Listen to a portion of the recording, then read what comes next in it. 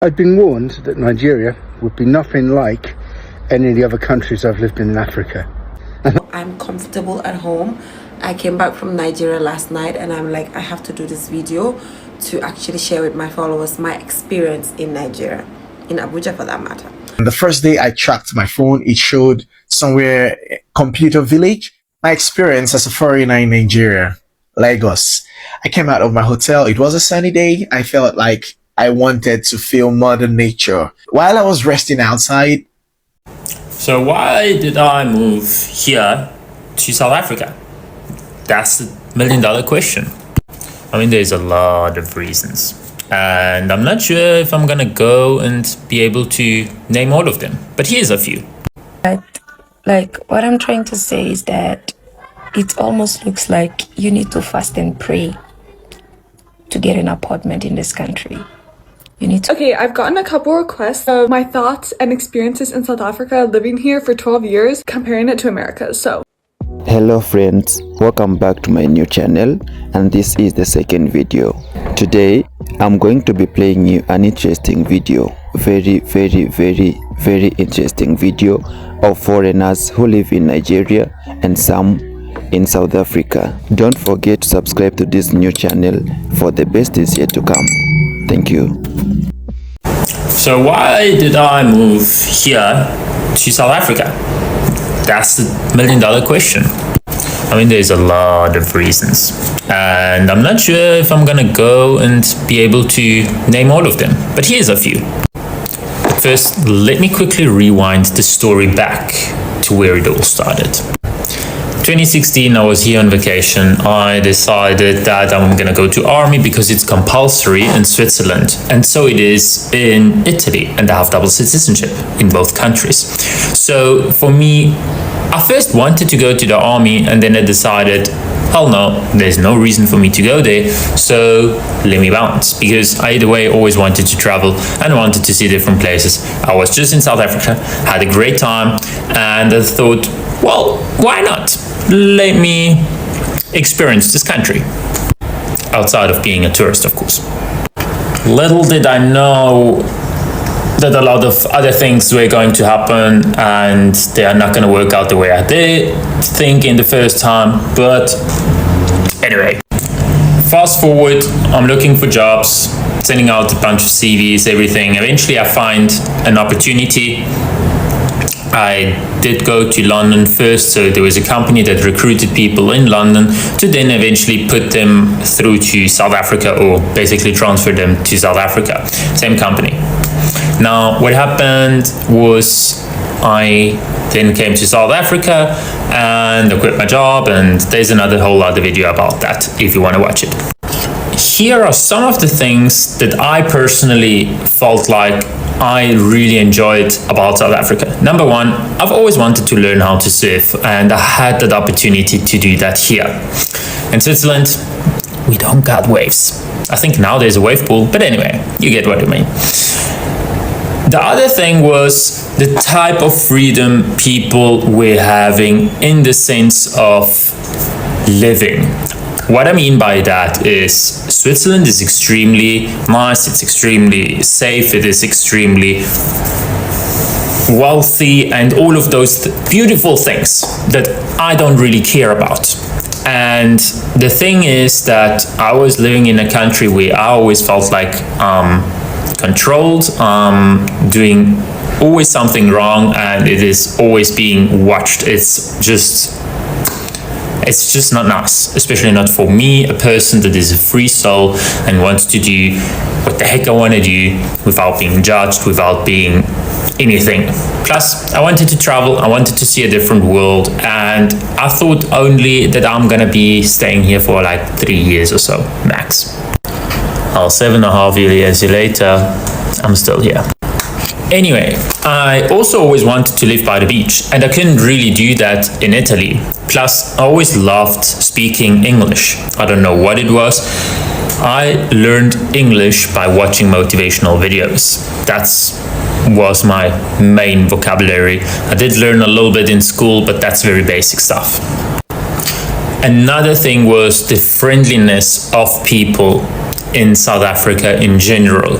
just the first approach of people being, hey, how are you?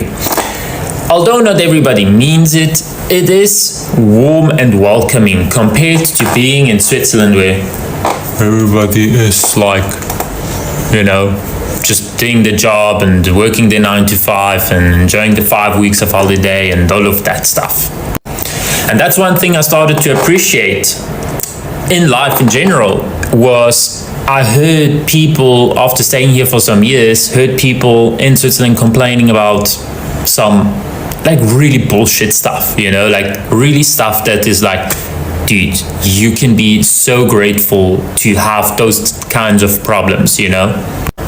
And I only learned that when I went through a rough patch of a couple of years in South Africa. That's when I really started to become grateful for where I am and the experiences that I've had, all the ugly experiences, all the terrifying experiences, all of it. Another thing is it's just the type of lifestyle that one can live. A lot of people ask me from outside of South Africa is like, how is South Africa? And I always tell them two things. Or you can have two experiences, rather. You can have a nice one and you can have an ugly one. Unfortunately, it is not nice if you do not have money. Now, in Europe, especially in Switzerland, if you do not have a job, you can collect your grant money like you can here, just that it is not 350 Rand. It is enough to cover your rent, your food, and any other basic easy expenses, so you can live like the most people with a normal job live here in South Africa, which is something that is totally different. Yet I've recently heard that a lot of Swiss people are lazy to do that, to collect that check. But anyway, so yes, those benefits are nice, but medical aid, you need it to get a job. If you don't have medical aid, guess what?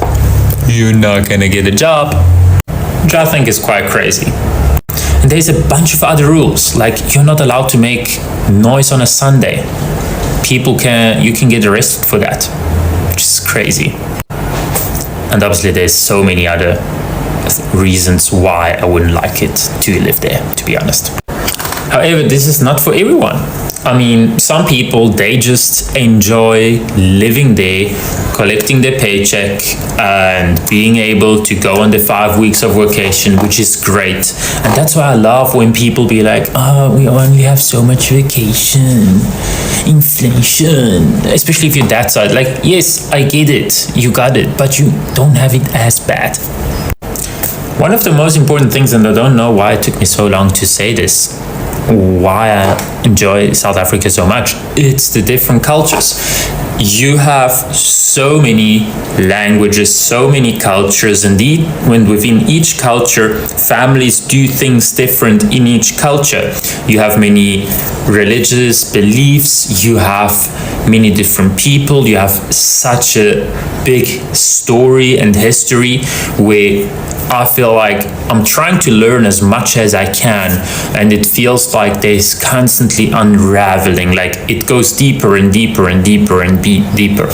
And I just generally enjoy learning about that, but I enjoy learning it from people, not necessarily through a book, because I don't enjoy reading those books.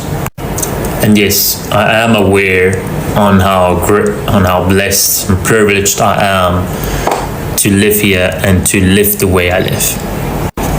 I've learned that by not having that here. Another thing that I started appreciating is how much the country has and how diverse it is, from even just from living in Cape Town to living in PE to living in Johannesburg to living in Durban. I've lived in all those provinces, although in Johannesburg I've only usually been there for business, but in all the other cities that I mentioned, I've lived there and I've seen different other places besides those. And it is just so beautiful to see everything and how different the people are, you know. One of the other reasons was I wanted to start my business here as well. I decided, okay, cool, I don't want to go to the army. I do want to travel. Might as well start a business and do it while I'm young, while I have time. And I failed. Not failed. I just didn't make it to the point that I think I made it until I lost passion. Then I started another one and another one and another one, and we're still at it, while still working a normal job.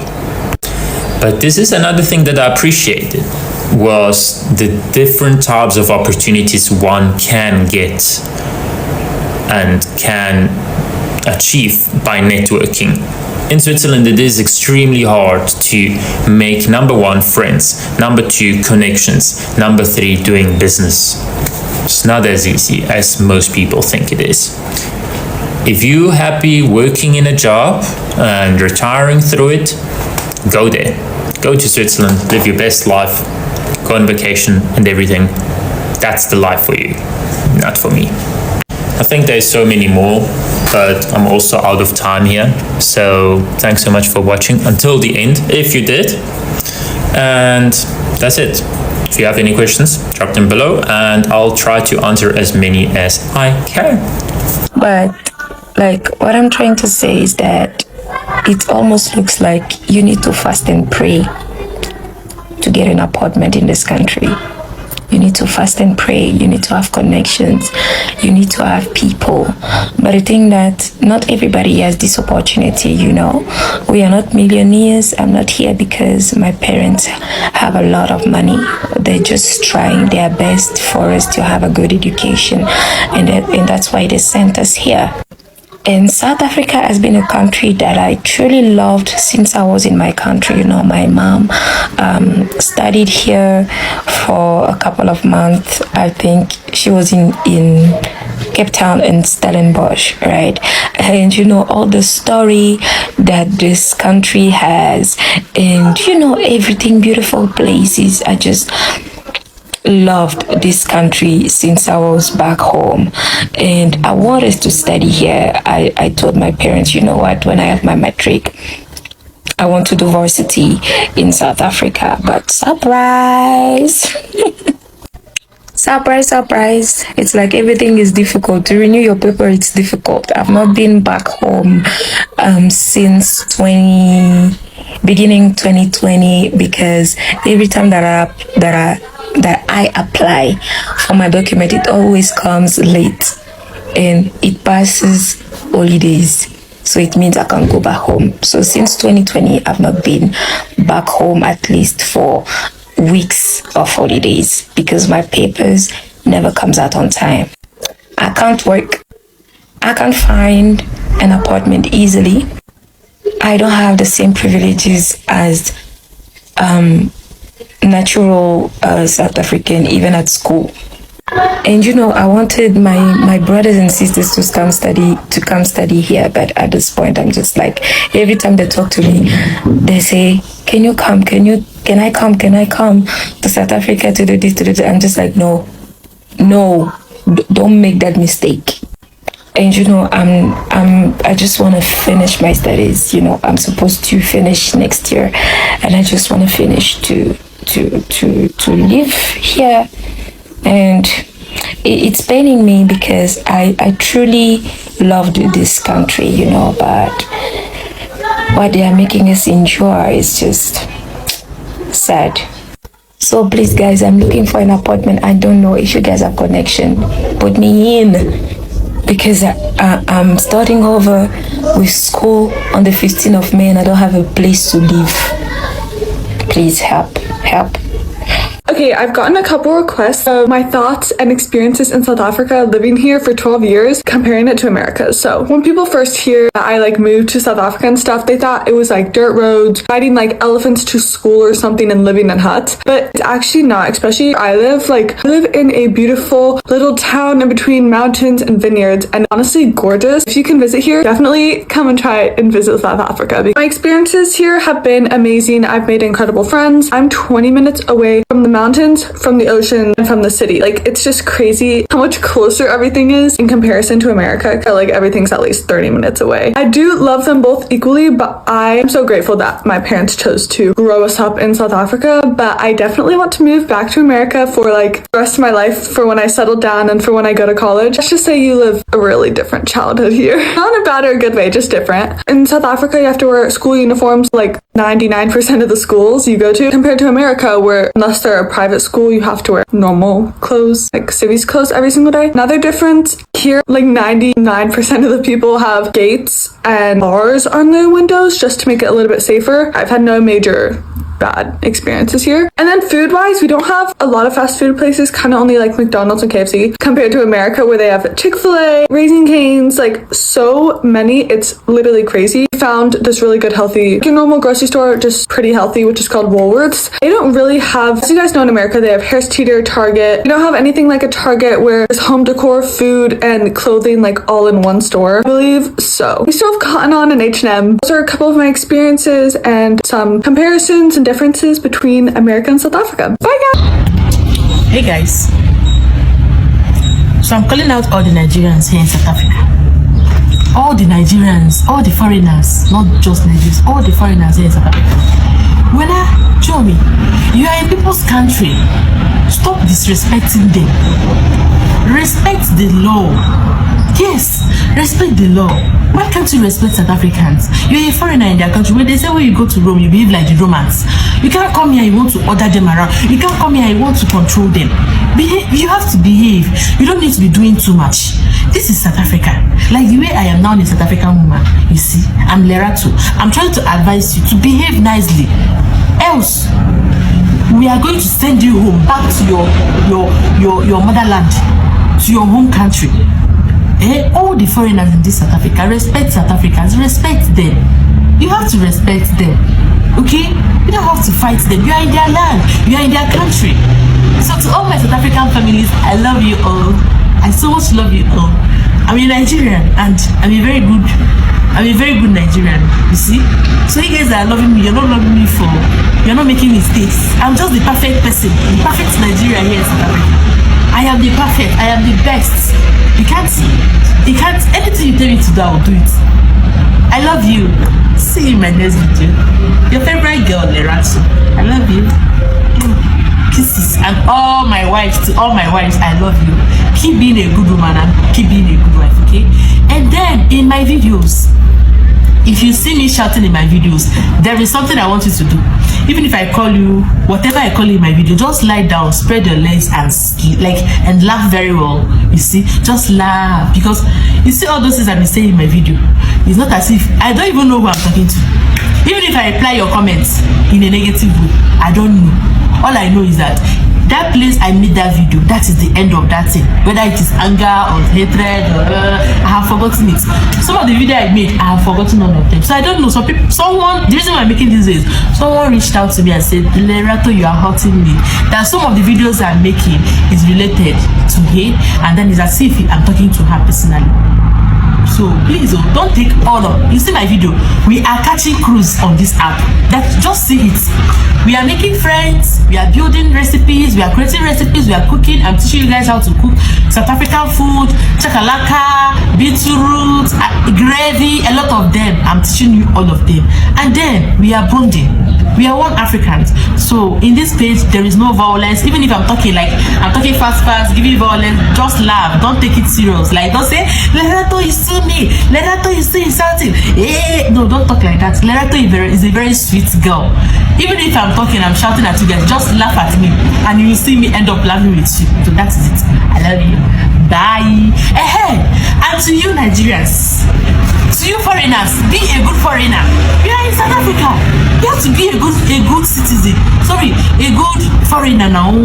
With the forehand. You have to be a good foreigner. Don't come here and try to control them. It's not nice. don't have to control them. You have to behave by their laws. Do whatever they want.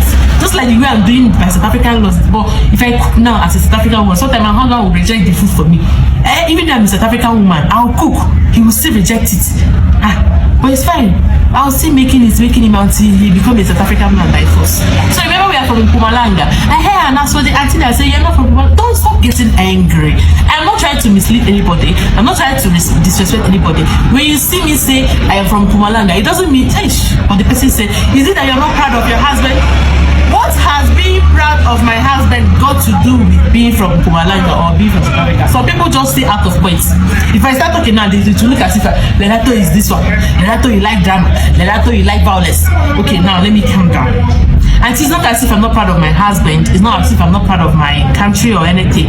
We are all Africans. I am saying this. Sometimes there's something that when somebody wants to watch a video and screw, when you say you're from South Africa, when a person is from Nigeria, we are born there. I'm trying to bring everybody together. Learn this strategy. It's not as if I'm not proud of where I'm coming from. I can never forget or say I'm not from this. No, we are all one Africa. So let me not bore you guys with too much talk. The bitter truth about relocating within Africa. My fellow Africans, especially my Nigerians, before you think of relocating to another African country, like South Africa for example, please listen to this. Listen to this with love. Don't just carry your school certificate and expect to get a job immediately. Things don't work like that here. Even some South Africa with certificates are struggling to get a job. So when you, a foreigner, get jobs like cleaning, working in a bar, working at restaurants, working maybe where they sell clothes, some South Africa will come after you and be like, you're taking our jobs. That is why I always advise, learn a skill before coming to any African country. Skills like hair, barbing, tailor, like fashion designer, baking, installation, makeups, shoemaker, mechanic. Just learn a skill. Or even if you have money to invest, when you come to this country like South Africa or other African countries to invest, I'm very sure you'll make it. Coming prepared makes life easy. Don't just come empty and get stuck. Life in another man's country is not easy as you see it on social media. People are actually struggling. So please come with a skill. I'm not saying don't come, just come smart and ready. I'm speaking from experience and I say this with love. Bye. Those are the experiences of foreigners in South Africa. Now let us watch foreigners in Nigeria.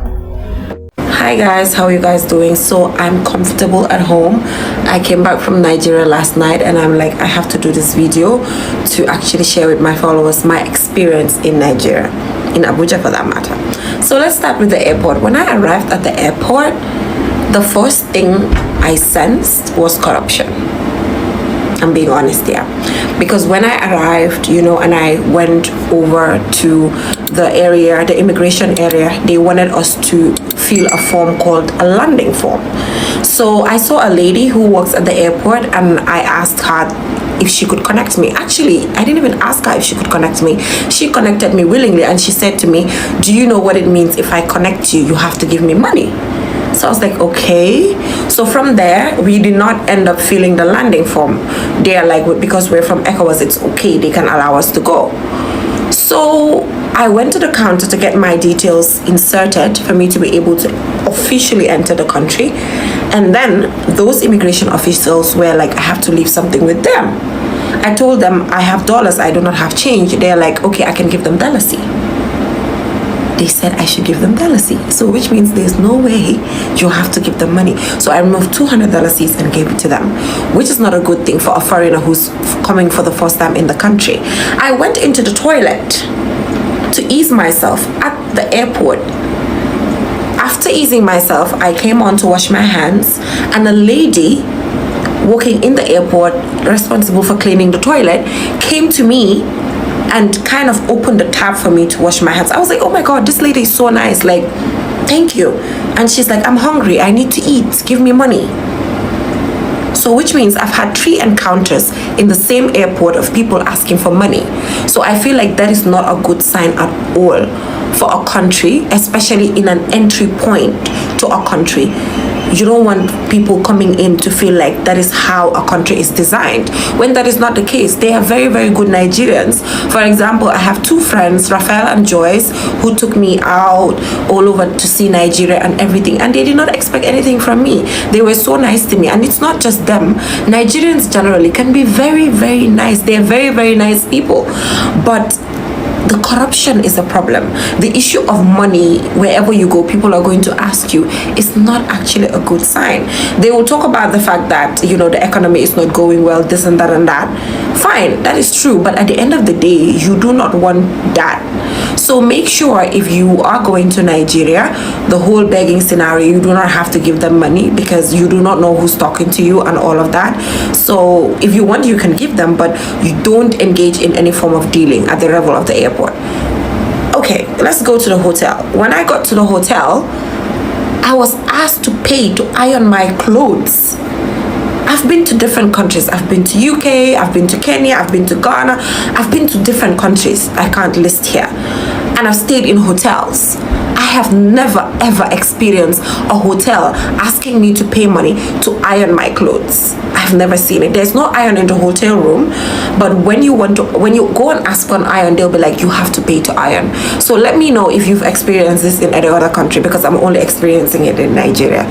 So make sure when you're traveling to Nigeria, go with your own iron, because if you don't go with your own iron, you're gonna have to iron. Or when you go, make sure to check online and check the hotel that you are supposed to stay. It is very, very important.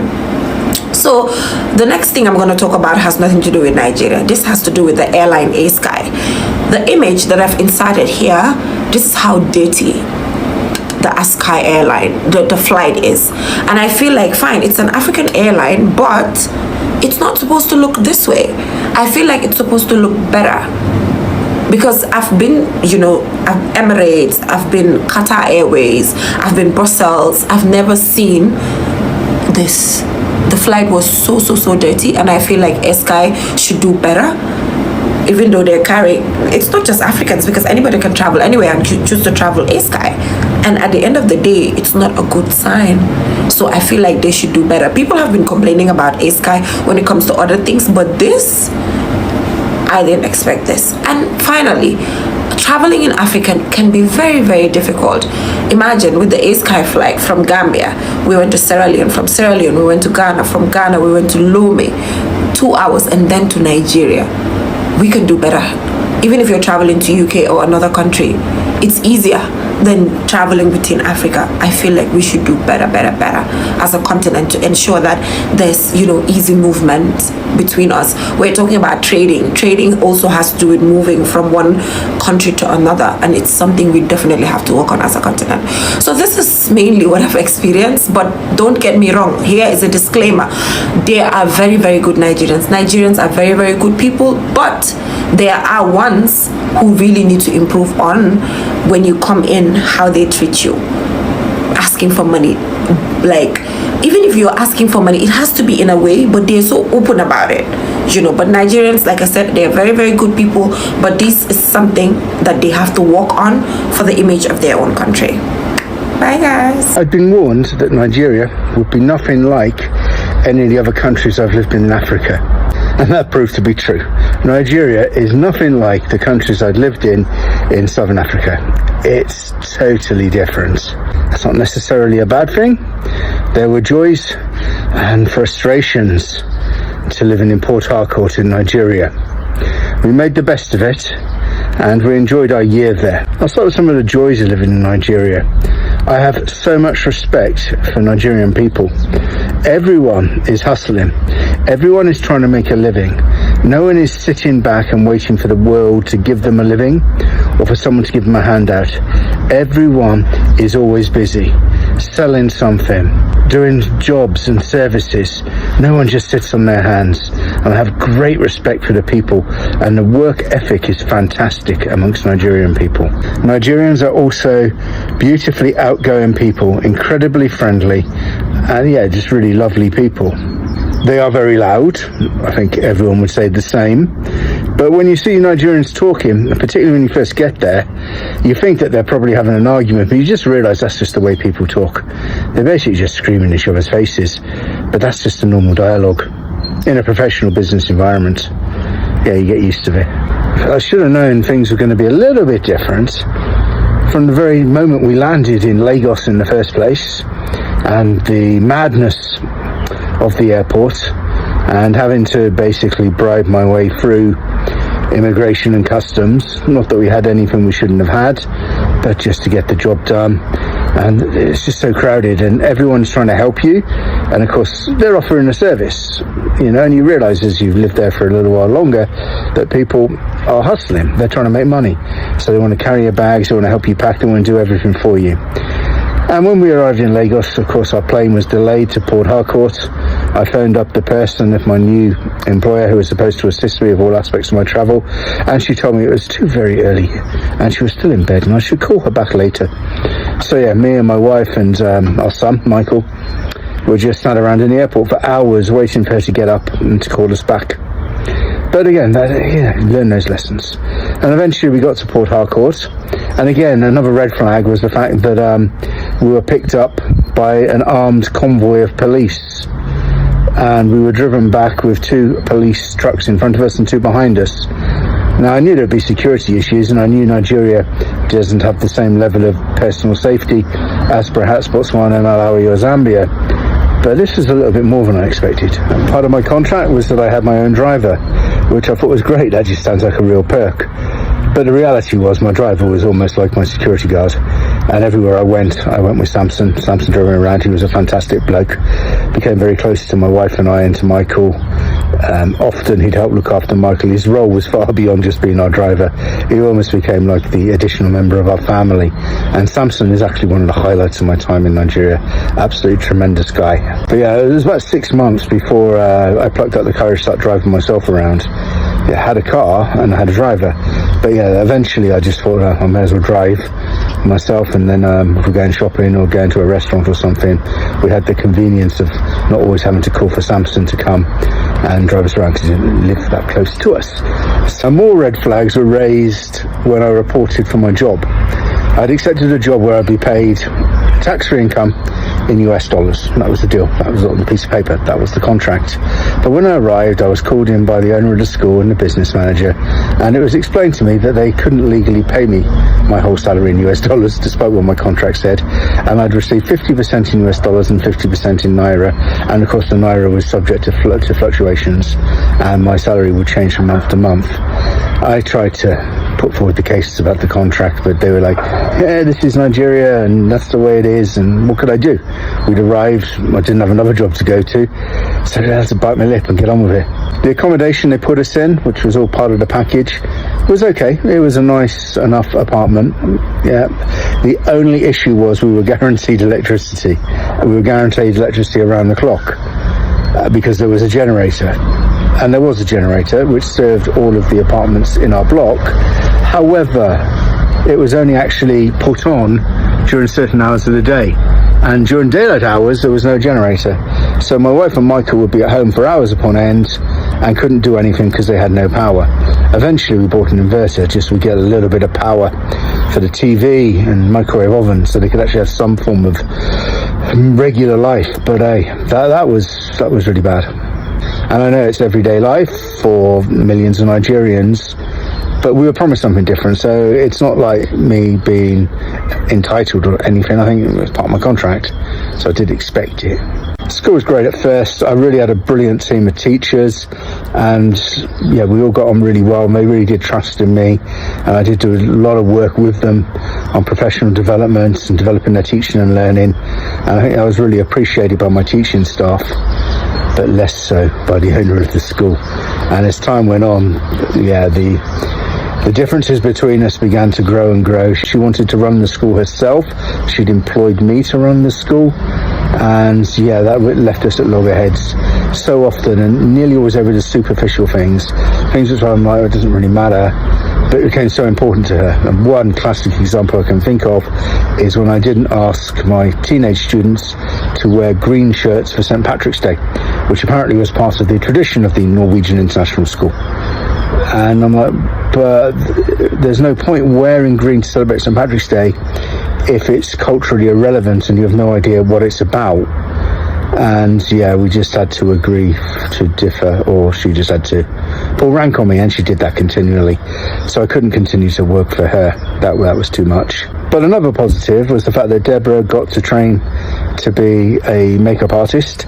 She joined a class with a school of JoJo's Touch, and she became pretty damn good. And she is like now a qualified makeup artist, and some of her classmates Nigerians who stayed, have gone on to work in Nollywood and work with some of the celebrities who would be known across Nigeria and across the African continent. So it was a really good school, and that was a real kind of good life skill that she got there. And it gave Deborah a chance to get to know a lot more people and have her own life outside of just my school life. And we did find a few nice places to go for our socialising. Nearly every weekend we'd head down to the Boys Club of Nigeria, Beacon, which was a lovely little enclosed restaurant and bar with a swimming pool, and we spent most of our weekends in that swimming pool or lazing around it, cocktail or beer in hand. And another place we used to love was Asia Town, which was a huge all-purpose Asian restaurant, and the owner there, George, was a fantastic lad, and we used to go there pretty regularly on a Sunday for Sunday lunch, usually after church. Eventually we kind of realised that staying in Nigeria was no longer sustainable, and mainly due to the issues I had at work and some of our insecurities around the security situation. With Deborah being black, she blended in when she went to the market, things like that, but with Michael being mixed race, he kind of stood out a little bit, and meant that we kind of got a little bit paranoid about whether he particularly would be a target for kidnappers. Now, I'm an educator, I'm not a target for kidnappers per se, however, I'm a white guy and you can be targeted. I probably look like I've got a lot more money than I have, and there may be an assumption I worked in the oil and gas industry, particularly as we lived in River State, and that was the predominant industry. So we were a little bit paranoid of that, but to be honest, mostly it was because of the woman who owned the school, and I think she was probably just running some money laundering operation. I don't think there was any real commitment to education on her behalf or on behalf of her partners. The school was a huge white elephant. Some really good elements, I will stress, with the teachers, and some really good students and parents, but the governing body of the school, I'm sure they were lining their pockets from somewhere. I can't be certain, and I have to say allegedly, of course, because I'm not going to make any allegations on social media. So all in all, it was a little bit of a mixed bag working in Nigeria. In the end, we had to negotiate our way out, and we left after a year. So I served a year as the head of secondary at school, and then we headed off. And the next port of call was Shanghai in China. So if you're interested in my international life and my international work and my family lifestyle and living around the world, then drop us a follow and let me know what you'd like me to talk about in the comments. See you soon. The first day I tracked my phone, it showed somewhere computer village. My experience as a foreigner in Nigeria, Lagos. I came out of my hotel. It was a sunny day. I felt like I wanted to feel Mother Nature. While I was resting outside, two brothers approached me. One of them asked me, how far? I was being polite and I told him, oh, I'm new here. However, if you can give me the name and address, I'll probably be able to put it on Google and tell you how far, if it's going to be 20 kilometers away from where you are. He then went ahead to ask me, you the Jones? And I was surprised.